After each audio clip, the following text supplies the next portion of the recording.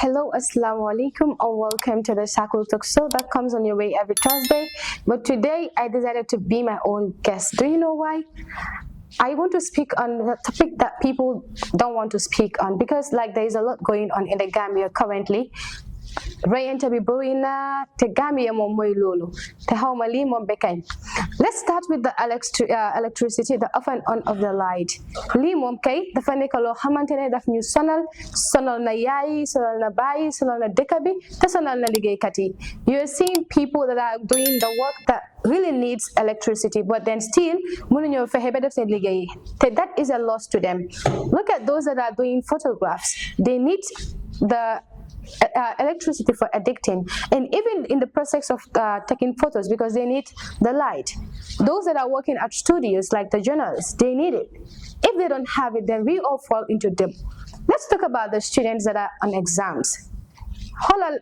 Not everyone is used to using sundial. Used to study. Most of the time when you're using candle to study, you usually fall asleep. I don't know for others, but for me, that's what usually happens to me when I want to use candle to read.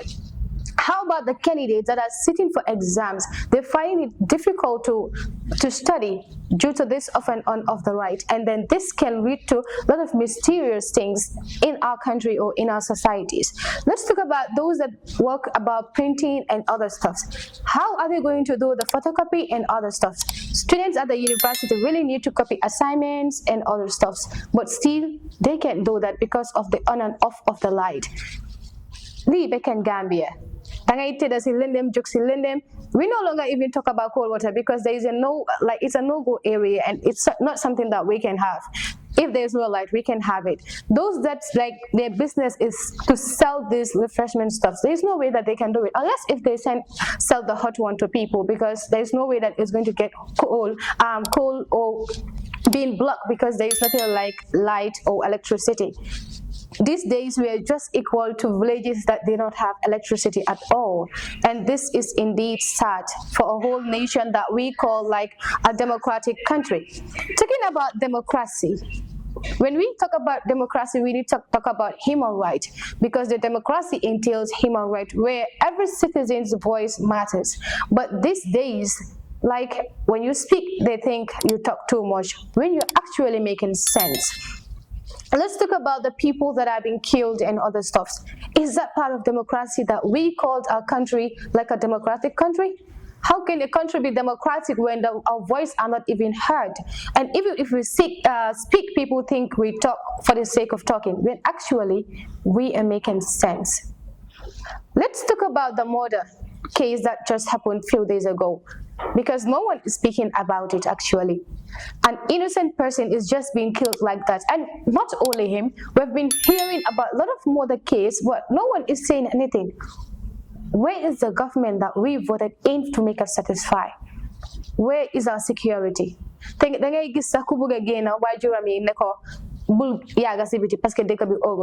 right, they can be old. Because you are just going to be outside, so you know ngate say agay ñu jël sa bag, jël sa xaalis, jël sa téléphone, duñ ci am sax door la suñ amé sax ay paakal yoyu non mun leen la ci jam nga ñaka sa bakken. Ndax lolu yépp daf ko fi jaar. Where is the government and where is the security that people are really yearning for? If citizens are scared in their own country, do you think we can be free in other countries? It's a big question, and it's a question mark. Talking about the employment, that one, it's a case since in the 21st century, and still we're in the 21st century, but let me say from the beginning to the end. Well, at least it was kind of better, but now it's just getting worse. This lack of employment is making citizens or pupils, or let me say the youths, to do things that are illegal, and one way or the other, they didn't even wish for it. Some of them did not wish to steal. Some of them did not wish to rob others in order to be able to survive. But in one way or the other, they did it because they want to survive and they need to survive. But the government is not giving them that due, or the government is not giving them their due as citizens. Which is why we all have to participate in politics pour ñu génné dëkk bi ci lum nekk ni, parce que lii moom dafa metti amut mag amut xale ñëpp a soona ñëpp a ngi ci coono. So I believe that youth can be the one to take up this mantle or this leadership mantle. Remember, leadership is not just about power, it's not about fame, it's about an impact. If you are a leader and you're not able to make an impact, or like the people you're serving are not happy with you, then question yourself and then tell yourself, man sila la neka wala man la neka di def, because yo nga ne yo ya neka jit te yo we can contain is that leadership. That is not what we call leadership. That is selfishness. So today I am seeing our leaders as selfish leaders because they are not serving us. They're just serving themselves. Actually, as a leader, I believe if a crime like this occurred, people feel awkward and they are not like, they're scared. Most of them have the fear of even going out. I believe the government will be able to come out and at least say something. But the government isn't doing that. They are talking about something different and then busy with politics. Do you expect us, the people, to give you a vote when you're not satisfying us, when you are in power? They said, leadership, you have to be strong, you have to be patient, and then you have to make the environment or the society convenient for everyone. But if you're not able to do that, or people don't feel secured around you or in your country, then that isn't leadership, or that isn't what you are here to do. When they were coming to power, they promised us a lot of things. They'll be like, infrastructure, you're gonna have it. The prices of goods are going to be reduced. Quality education, and all that, job, employment. But today we see none of that apart from the infrastructure, and that is in fact in the side of the road. Girl, the road is not going to feed us. Mr. Government, I am talking to you all.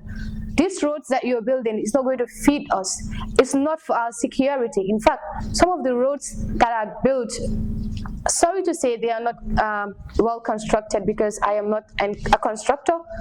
But just take a look at the accidents that they register. If you build the roads, please, there should be security in that very road that you have built.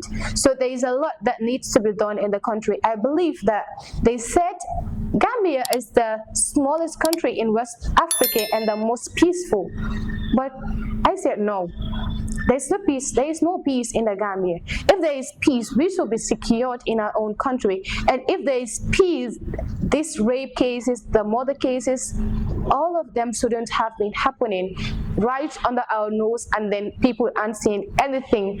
Those that are supposed to be taking actions are actually quiet. They're making our parents to be scared.